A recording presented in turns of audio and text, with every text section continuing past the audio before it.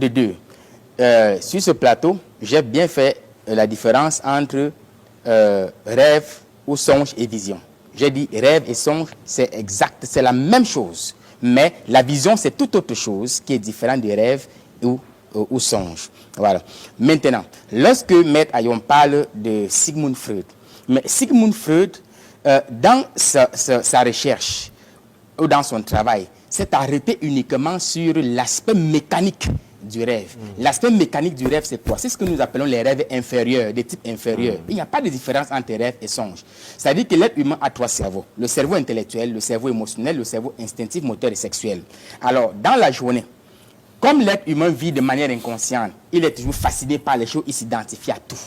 Alors, dans la nuit, les mêmes activités, parfois, il les revoit, il se revoit en train de faire les mêmes choses, il mange, il joue, il est dans les bars, ainsi de suite, il joue les philippères, tout le reste. Ça, c'est des rêves inférieurs, c'est mécanique. Ça se rentre effectivement dans l'aspect, dans la vision freudienne du rêve.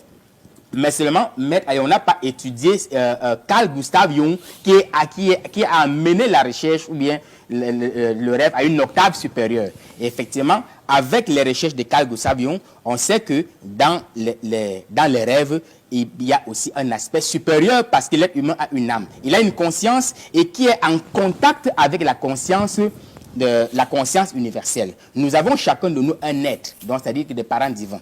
Alors, cet être-là, il peut donc nous parler à travers notre conscience. Oui, il s'adresse à nous à travers notre conscience dans les rêves. Et en ce moment-là, dans le rêve, on peut nous révéler, par exemple, un aspect de notre travail. À quel niveau tu te trouves avec ton travail en ce moment? Voilà ce qui te manque, voilà ce que tu as encore à faire. Il peut arriver que ce soit un rêve prophétique. C'est-à-dire que quelque chose qui va se passer, qui va se réaliser, en rêve, on vous le dit, c'est le cas du pharaon dans l'Ancien Testament. C'est toujours le rêve, mais le rêve dans son aspect supérieur. Il peut arriver que le rêve ait un aspect initiatique. Vous comprenez? Alors, parce qu'à ce moment-là, le rêve, le langage du rêve est un langage codifié, comme celui, par exemple, des paraboles et autres. Et là, il faut maintenant avoir des outils, des instruments, comme disait tout à l'heure Kiasso, pour pouvoir les décoder. C'est pour ça que d'ailleurs, les Chinois, un proverbe chinois dit que celui qui ne peut pas expliquer son rêve est comme quelqu'un qui a reçu une lettre et puis ne peut pas l'ouvrir. Vous voyez? Voilà. Donc, je voulais faire cette différence-là. Donc, le rêve a un aspect supérieur et un aspect inférieur. Maintenant, la vision. La vision, c'est autre chose parce que la vision fait appel à la clairvoyance. Un visionnaire, c'est quelqu'un qui est devenu clairvoyant. Il a éveillé la conscience, il n'a plus d'ego et donc, ce qu'il voit est objectif. Il a la polyvoyance, il a la clairvoyance. Et donc, il peut même lire dans les archives akashiques de la nature. Il peut vous parler de vos vies antérieures. Il vous parle événement par événement de telle vie et de telle vie et de telle vie, pas de flash. Voilà, c'est ça un clairvoyant. Il vous parle des aspects de votre vie spirituelle. Pas que non, oui, il y a une femme qui te fait comme ça, il y a quelqu'un qui veut te faire du mal au quartier. Ça, ce n'est pas de la clairvoyance pour nous autres. Un clairvoyant, c'est quelqu'un visionnaire, c'est quelqu'un qui a éveillé la conscience et qui a éveillé la polyvoyance et son troisième œil. Ça, j'en ai terminé avec ce point. Maintenant, donc, par rapport à votre question, est-il important de rêver? Pourquoi certaines personnes ne rêvent-ils pas et comment on peut remédier à cela? Effectivement, il y a des personnes qui ne s'intéressent pas du tout à la question des rêves et ils vivent. Et puis, parfois, même quand vous leur expliquez, il vous parle de quelque chose, quand vous essayez de lui dire que mais il faut faire attention à tel aspect de votre vie, il est vraiment dubitatif à ce que vous lui dites.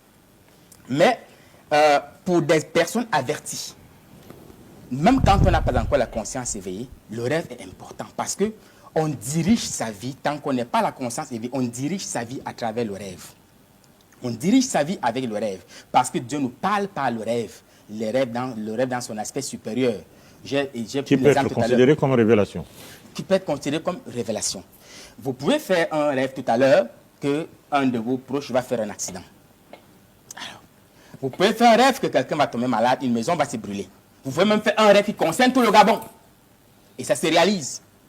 Donc, mais c'est toujours le rêve. Parce que tant qu'on a l'ego, on rêve. Voilà.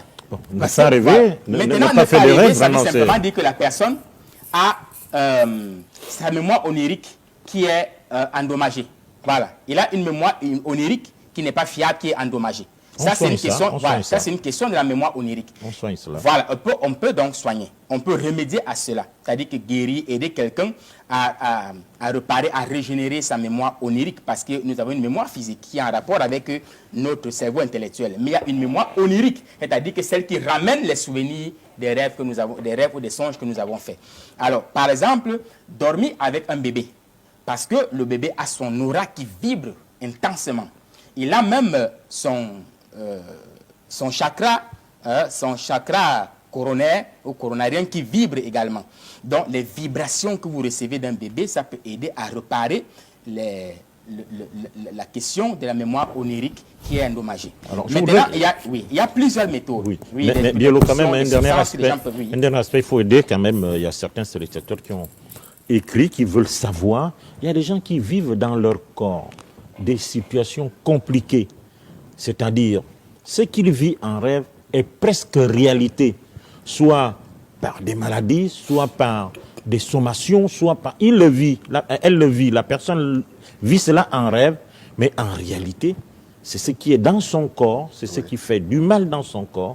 Alors, est-ce qu'on peut encore considérer ça comme rêve ou une façon de concrétiser ce qu'il a dans son corps? C'est toujours le rêve. Ça veut dire quoi? Ça veut dire que si la personne a un démon, un mauvais esprit en lui, donc le mauvais esprit attend le moment où il dort, parce qu'il va pouvoir maintenant aller s'y mixer dans le rêve de la personne. Il va aller en astral maintenant, s'adresser à la personne, s'adresser à l'âme de la personne. Il lui parle maintenant. Et il peut même lui faire un certain nombre de choses. Vous comprenez, en astral. Voilà. Parce que lorsque, par exemple, je fais le rêve, par exemple, que je vais faire un accident. Bon, ce n'est pas que je me vois en train de faire un accident, mais c'est symbolique. Mais quand je décode ça, ça me renvoie à un accident. Qu'est-ce que j'ai fait? Alors, il y a des formules pour pouvoir esquiver ça. Voilà, tout simplement. Alors, donc, la personne, c'est le démon qui le persécute, qui vient lui parler en rêve. Et ce que le démon lui fait en rêve, la personne vit ça, elle vit ça en elle. Mais c'est toujours dans le rêve que cela a été vécu. Il ne faut pas oublier que le rêve, d'abord, dans son aspect basique, c'est que